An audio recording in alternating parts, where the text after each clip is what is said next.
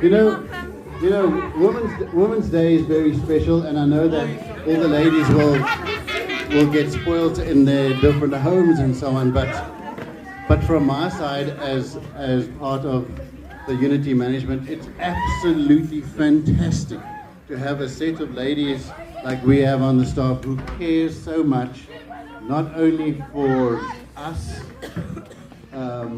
as a school, but for you as individuals, and then they have their own families that they need to look after. So ladies, just from my side and on behalf of Janine and myself, thank you so much for every little thing that you do for our kids. We appreciate you and what you do. We appreciate your time. We appreciate the love that you give, the patience, the understanding, all of those things. And I hope that on Saturday you get spoiled rotten at home.